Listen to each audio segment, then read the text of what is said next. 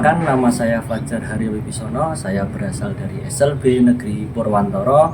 Hari ini saya akan melaksanakan kegiatan kelompok belajar di SLB Negeri Purwantoro dengan judul BBM, Bermain Boci Menyenangkan. Yuk, mari kita ikuti dalam Kombel SLB Negeri Purwantoro. Assalamualaikum warahmatullahi wabarakatuh. Waalaikumsalam warahmatullahi wabarakatuh. Selamat siang, puji syukur kehadirat Allah Subhanahu wa Ta'ala yang telah memberikan rahmat serta hidayahnya kepada kita sehingga pada siang hari ini kita masih dapat dipertemukan dalam kegiatan kelompok belajar di SLB Negeri Purwantoro ini. Untuk mempersingkat waktu, langsung saja saya serahkan untuk sesi berikutnya kepada Pak Fajar selaku pemateri kelompok belajar hari ini. Kepada Pak Fajar, kami silakan. Ya, terima kasih atas waktu yang sudah diberikan. Assalamualaikum warahmatullahi wabarakatuh. Waalaikumsalam warahmatullahi wabarakatuh. Selamat siang Bapak Ibu guru semua. Alhamdulillah pada siang hari ini kita masih diberi kesempatan untuk melaksanakan kegiatan kombel di SLB Negeri Purwantoro dengan antusias Bapak Ibu guru semua. Saya sebagai pemateri akan memaparkan materi singkat tentang permainan bola kecil. Di sini saya akan memaparkan materi tentang permainan bola kecil yang sering kita jumpai di anak berkebutuhan khusus, terutama anak berkebutuhan khusus Down syndrome.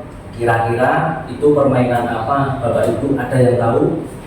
Cluenya, permainan bola kecil ini sering dilaksanakan di kegiatan lomba O2SN, Soina, tetapi khusus untuk ketunaan Down syndrome. Kira-kira itu permainan apa? Ada yang bisa membantu menjawab?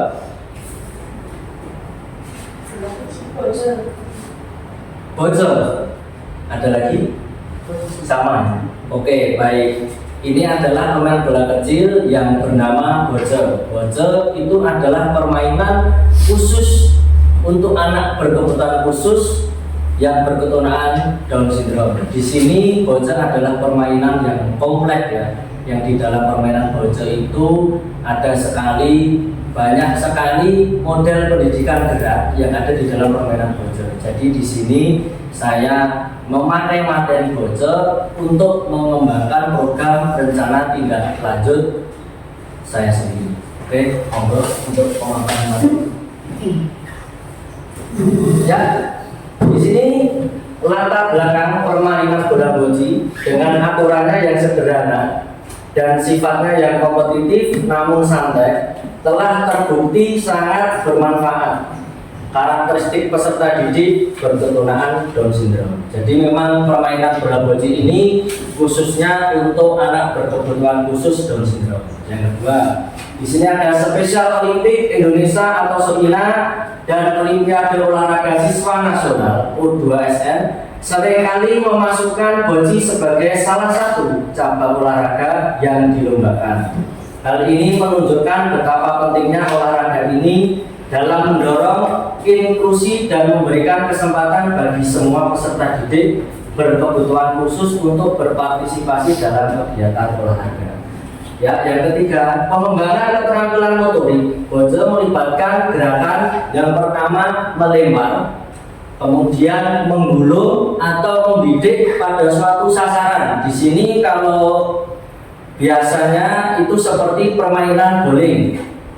Kemudian aktivitas fisik ini membantu meningkatkan koordinasi tangan, mata, kekuatan otot, dan keseimbangan yang seringkali menjadi tantangan bagi peserta didik berkebutuhan khusus. Nomor 4, permainan boci adalah alat yang ampuh untuk membantu peserta didik dengan ketunaan Down syndrome untuk mengembangkan berbagai keterampilan penting, baik segi fisik maupun sosial. Selain itu, boci juga merupakan cara yang menyenangkan untuk berolahraga dan bersosialisasi di lingkungan sekolah. Jadi latar belakang dari keempat ini adalah tujuannya untuk peserta didik berketunaan Down syndrome atau yang lainnya. Jadi ada beberapa ketunaan boleh masuk dalam permainan bola boci ini. Next. Ya, tujuan program saya itu yang pertama adalah menciptakan pembelajaran yang menyenangkan. Yang kedua, meningkatkan kemandirian dan kreativitas. Jadi tujuan yang paling penting di sini adalah membuat peserta didik itu senang. Tujuan pertama anak berkebutuhan khusus untuk belajar gerak itu adalah yang pertama, kuncinya adalah senang dulu. Jika peserta didik itu senang, dia akan mau melakukan gerak-gerakan yang disuruh oleh bapak ibu guru atau pendamping lain. Lanjut. Ya, capaian program di sini yang pertama memfasilitasi peserta didik dalam berolahraga. Yang kedua, memberikan kesempatan peserta didik dalam mengembangkan minat dan bakat. Yang ketiga, terbentuknya peserta didik yang mempunyai karakter mandiri dan kreatif. Di sini proyeknya itu masuk pelajaran Pancasila, yaitu karakter saya ambil dua, yaitu karakter mandiri dan kreatif. Oke, lanjut. Ya, langkah-langkah dan hasil yang diharapkan. Di sini langkah-langkah yang saya ambil adalah yang pertama, menyampaikan program kepada sekolah, rekan guru dan peserta didik tentang BBM atau bermain bocil menyenangkan. Kemudian yang kedua, berkolaborasi bersama teman sejawat dan peserta didik dalam melaksanakan program. Yang ketiga, memberi fasilitas peserta didik untuk menyampaikan rasa suka terhadap olahraga. Yang keempat, secara bersama-sama melakukan evaluasi kegiatan. Yang kelima, melakukan tindak lanjut untuk meningkatkan kualitas program agar menjadi lebih baik lagi dan lagi dari sebelumnya. Hasil yang diharapkan, yang pertama, meningkatkan kebugaran tubuh. Yang kedua, menumbuhkan kemandirian dan kreativitas.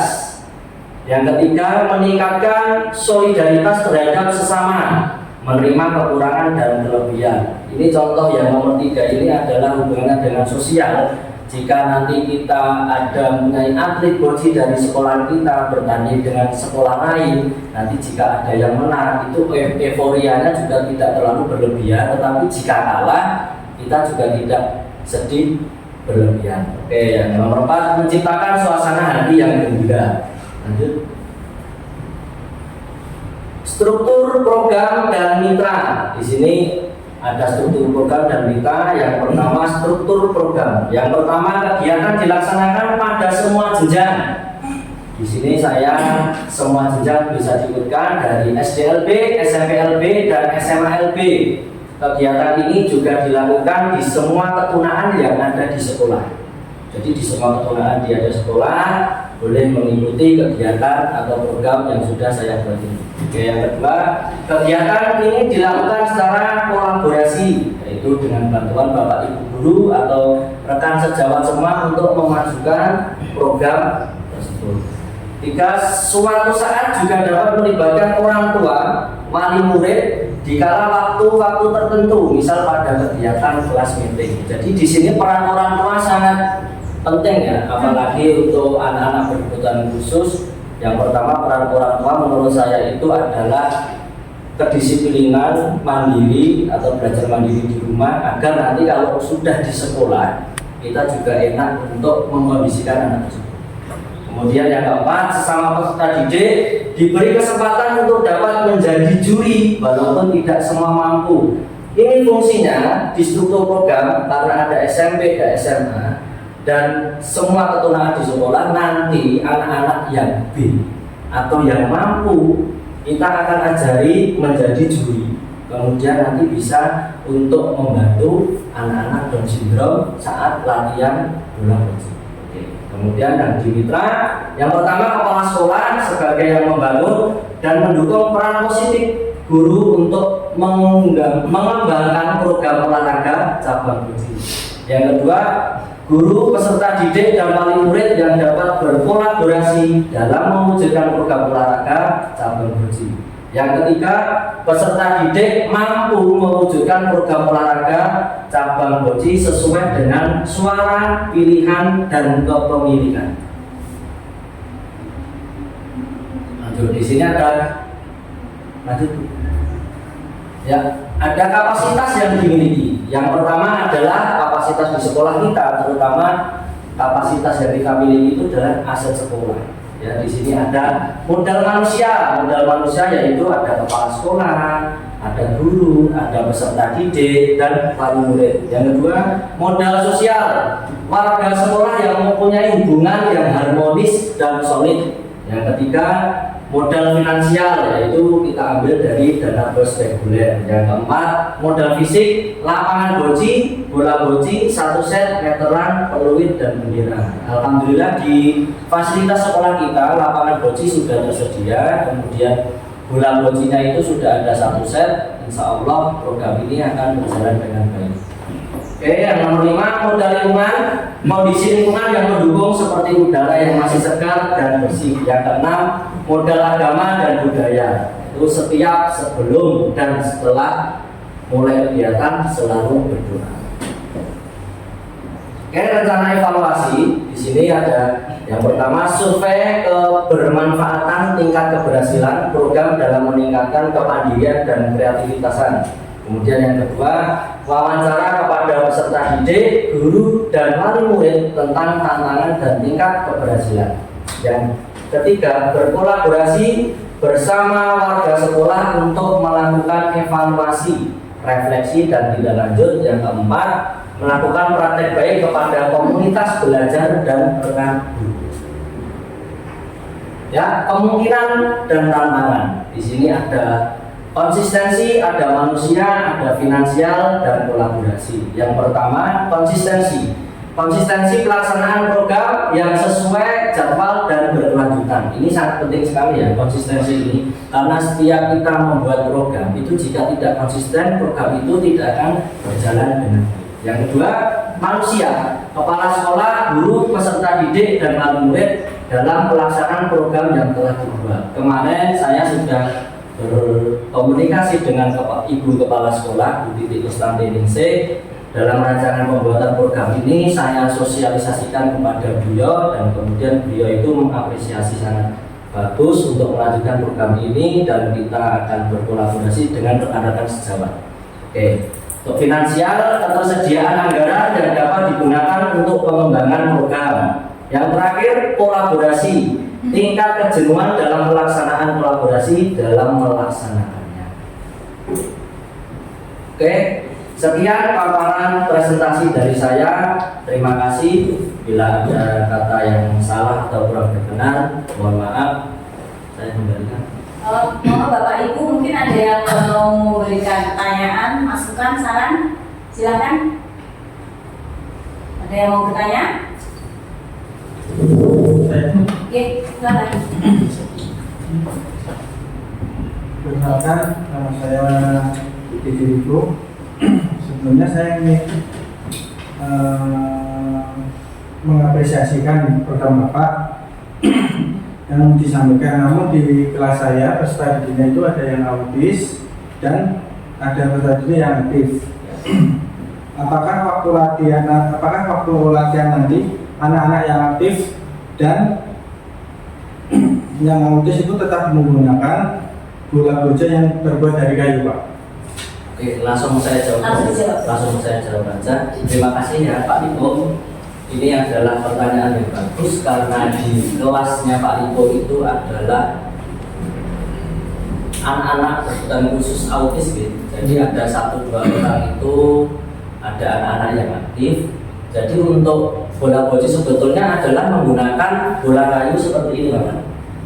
Ya memang ini agak berbahaya untuk anak-anak yang aktif, bisa saja dilemparkan ke temannya atau dibuang ke mana-mana. Oke. Kemudian kalau menurut saya memodifikasi alat untuk permainan bola boci ini khususnya untuk anak autis yang aktif itu dengan menggunakan bola yang menyerupai boci, tetapi ini lebih ringan. Jika ini misalkan dilemparkan ke temannya, ini tidak akan mengakibatkan cedera. Jadi tidak akan fatal seperti itu, Bapak. Jadi bola boci ini bola boci yang asli itu memang terbuat dari kayu, nanti bisa kita modifikasi dengan menggunakan alat bola boci yang lebih ringan dengan plastik seperti ini. Walaupun besarnya ini tidak menyerupai bola boci yang sebenarnya, tetapi ini sangat membantu kepada anak-anak autis tersebut. Jika ini mau dilempar misal ngawur ke kanan, ke kiri, atau ke bawah, ke atas, atau ke temannya, ini tidak akan melukai temannya. Ngoten Pak. Cukup Pak. Terima kasih Pak. Ya. Baik, berikutnya pertanyaan berikutnya. Silakan Pak. Terima kasih Pak atas waktunya. Saya ingin bertanya, lomba multi event apa saja yang bisa diikuti oleh peserta didik yang berkebutuhan khusus? Oke, terima kasih Pak Oman.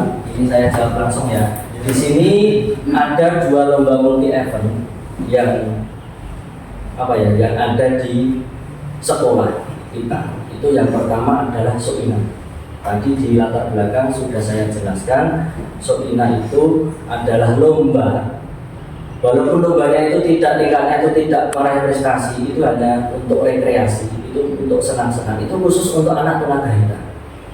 Jadi Boji ini sangat masuk sekali di dalam kegiatan Soina, karena di Wonogiri sudah terbentuk Soina. Kemudian nanti di akhir tahun, insya Allah nanti akan ada kejuaraan yang berhubungan dengan Soina. Itu cabang olahraga Boji itu juga ada.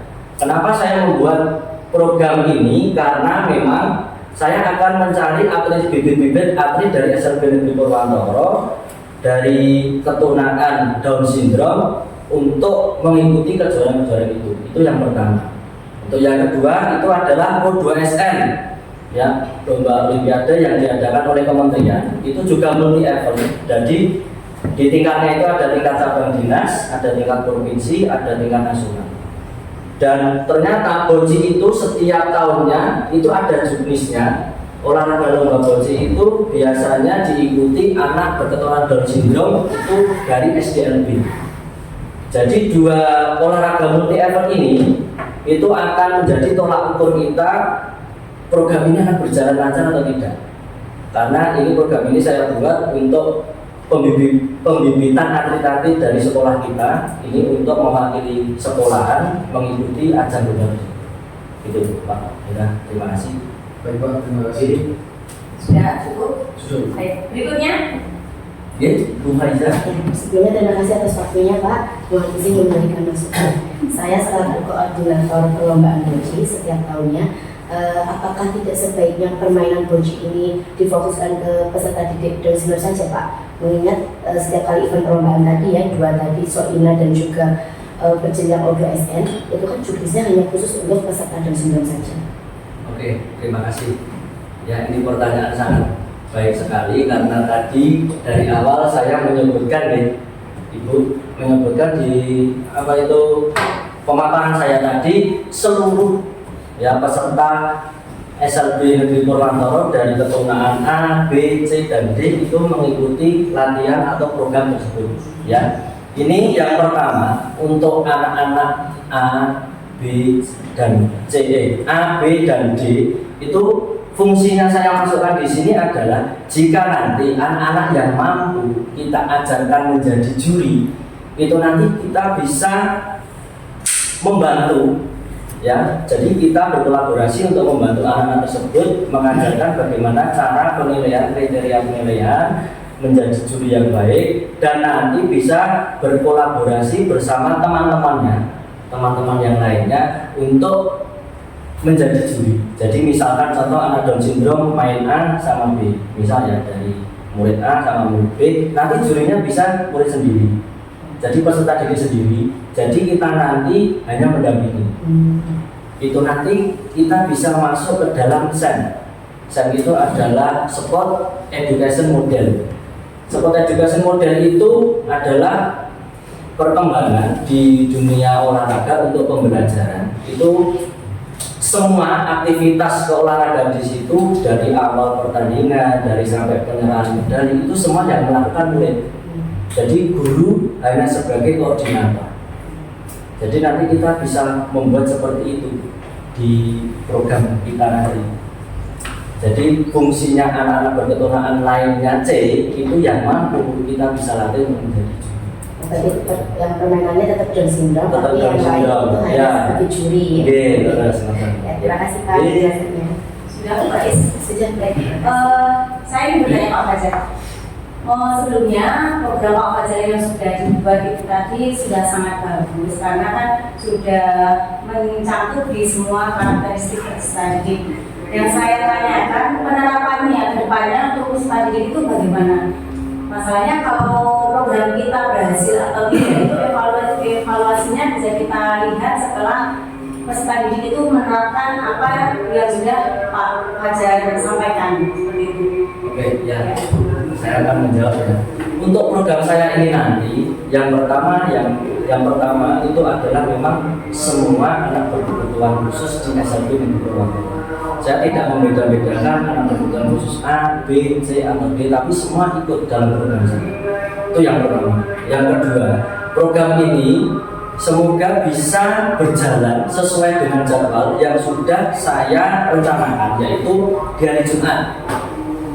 Dikarenakan di hari Jumat itu saya sendiri untuk mengajar PJOK itu lebih slow-nya itu di hari Jumat. Ya, di hari Jumat itu kita bisa membuat program dari pagi sampai siang. Jadi dari masuk sampai siang itu, misal minggu pertama itu bisa untuk SDLB. Nanti minggu yang kedua nanti bisa untuk SMPLB, minggu yang ketiga SMALB, minggu yang keempat ini yang terakhir itu adalah apa ya, sosialisasi atau simulasi pertandingan Boji tersebut. Jadi Terima kasih Pak Fajar. Berikutnya, yang pertama saya ucapkan terima kasih dulu untuk Pak Fajar karena sudah mengembangkan program BBM-nya tadi sangat baik. Terus ini sepertinya juga kalau nanti dijalankan itu antusias anak-anak itu bakal tinggi sepertinya Pak, seperti itu.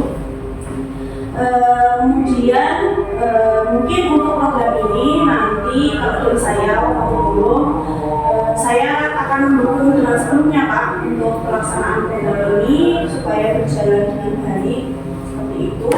Tadi juga sudah disampaikan bahwa untuk penjadwalan sudah dijadwalkan maksudnya dari Pak Fajar khususnya hari Jumat. Itu sudah sangat baik Pak karena tidak mengganggu jam Pak Fajar dalam mengajar olahraga ya. Dari Senin sampai Kamis itu kan sudah ada jadwal untuk mengisi olahraga di setiap kelas. Kemudian ini ada tambahan program dari PJOK BBM.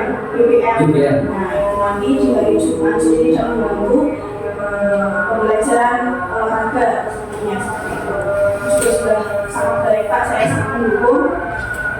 Kemudian tadi mungkin saya hanya ingin menegaskan tadi sudah ada disampaikan juga bahwa ada kolaborasi antara guru, kepala sekolah, mahasiswa, kemudian wali siswa.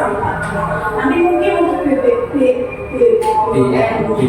BBM-nya ini mungkin sebelum pelaksanaan itu apakah nanti ada sosialisasi lebih dahulu untuk wali siswa, maksudnya wali murid orang tua seperti itu, karena kan kita juga perlu dukungan dari wali siswa dalam pelaksanaan program ini agar berjalan dengan baik seperti itu. Jadi kan nanti bisa selain di sekolah setiap Jumat anak-anak berlatih baca ini, tapi juga nanti bisa latihan mandiri di rumah.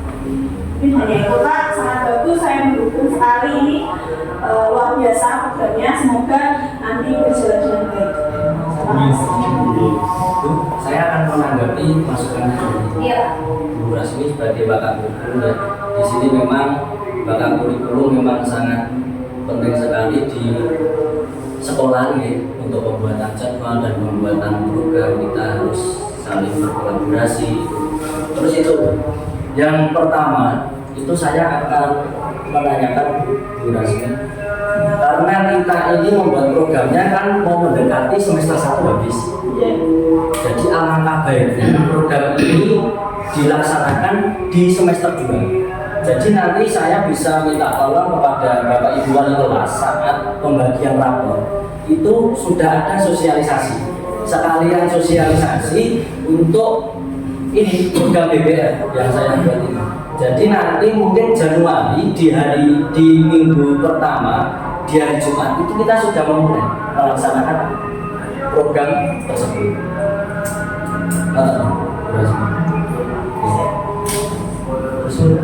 Sudah ada lagi pertanyaan atau masukannya? Sudah? Apa sih? Mau menambahkan tidak? Tidak. Baik. Sebelum menutup kegiatan, untuk sesi mobil berikutnya apakah masih di tema yang sama PJOK atau mengambil sesi selain mapel PJOK? Masih ada kesempatan lagi? Masih kemungkinan nanti sebelum kita semesteran atau penilaian sumatif, nanti kita akan melaksanakan satu pembelahan.